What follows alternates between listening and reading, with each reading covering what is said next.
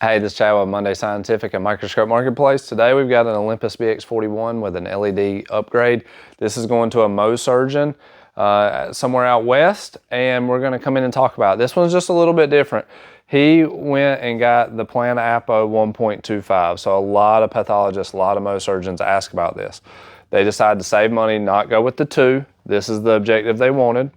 Then they wanted to go with a fluorite 4, and they wanted a Plan 10, but we went ahead and upgraded them to a fluorite so everything matched because we're nice like that.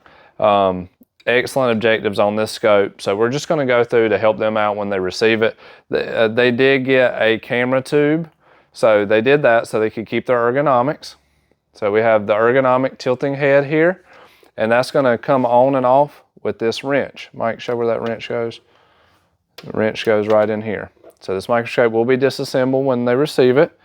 And use the wrench. This 3mm Allen wrench is kind of magical for this scope. It does everything. Head comes right off. You want to make sure when you put it on, that flange goes underneath those 2 little notches. You got 2 eyepieces, 10x by 22mm field of view. We got new eye guards on there, new rubber eye guards. You can have them folded down. Some people like them folded out like this. I like them personally folded down. You have a diopter tube that rotates in and out. This helps you bring the specimen into focus, not just with the coarse and fine focus. You might have a correction in your eyes. So when the 0 is on that little white dot right there, that's 20/20, and then you can work the correction from there. This will not be a focusable eyepiece. This is a fixed eyepiece. You have the camera port here. So this camera port, if this rod is pushed in, there's no light going to the camera. To see the camera, you have to have this rod pulled out. All right. The camera, let's talk about that. We'll take this adapter off. Camera just screws on and off, nothing to it. Just threads right on and off.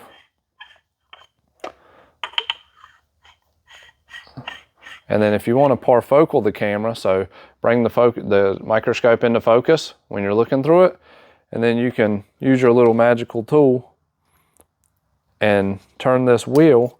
That changes the focal plane in the camera adapter.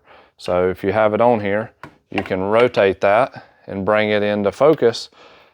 That way, what you see through the microscope is exactly what you see on the screen. You have a nose piece here.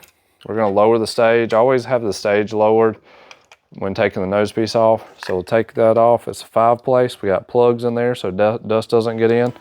Nice objective. Moves really smooth. We already went over the objectives, 1.25, the 4 and the 10. These are fluorites. This is an Apo. They do not make this in the Plan or the Plan fluorite. Only in the Apo you can get the 1.25. This is an excellent objective. They like it so they can see more of the tissue, which is really important for speed in the Mohs application or the Mohs surgery.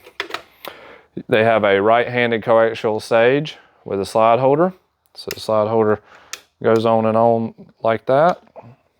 And then we'll show you how to take that off. Take that slide off.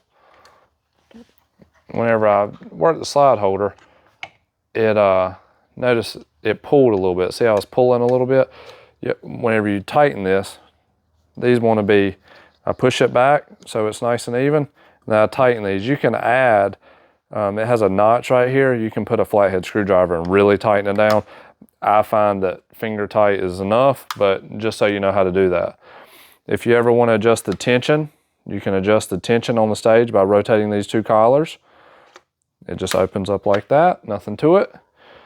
You have a flip out condenser on this scope, and you have to have the flip out condenser to fill the field on the 2X. So whenever you're going up to the 4 or 10, you can have this flipped in, but if you go to the 1, you have to have it flipped out or you'll have a black circle around your specimen whenever you're looking through the microscope. You have a field diaphragm here to close it down. You can get color illumination by doing that. That's when you set the height of the condenser. That'll help you with parfocality. So when you go from objective to objective, everything will be nice and smooth. We have another video on how to do that if you have any questions. When you put the condenser on, there's a little thumb screw that locks it in and out. Has this notch, right, or this pin. This pin goes in this notch. So you'll notice whenever I push it back, See how it clicks back in? Then you would lock it down. Then you would center it from there. Like I said, that video will help you do that. This is an LED scope that we've upgraded. So the BX41 came with a halogen light originally, but this one's LED. So this is like a brand new microscope now. We actually like these better than the new microscopes that they come out with. There's a lot more aluminum and metal on this scope. The gearing's better, we think, or in our opinion. So whenever you hear that click, I'll put my mic down there. So when it's in the off position, it'll click off. When you rotate this, it clicks on. So that's really helpful to know. A lot of people are like, where's the on and off switch? It's just right here. Just turn it off and it'll click and it'll be in the off position. So you have fine focus, coarse focus. If you want this knob on the other side, it's very easy. There's your magical tool that I always talk about. You just loosen this. And if you want to focus on the other side, sometimes there'll be a little black sticker over this that you'll have to peel off with your fingernail or a razor blade, but you can change it from right to left to have that extra focus extension on there. I'm gonna put it back on the left because that's how I do it. But if you want it on the right, go for it. Nobody's to stop you, you're empowered now. So you know how to do that yourself. We're gonna put this stage back on. So always lower it or take the nose piece off so you don't scratch your objectives. I'm gonna put this stage on and I'm gonna dial in a specimen, show you how good it looks on this camera. We threw this camera in for this customer. This is a really inexpensive camera, but it does a great job. They're like $350, almost $400, but man, they do a great job for what they are. So I've got it in focus here. I'm gonna pull the camera rod and then you'll notice that it'll come into focus here shortly after. It's set to auto exposure and it can go a little bit quicker, but the first time I've got the light kind of bright, you'll see it come in right there.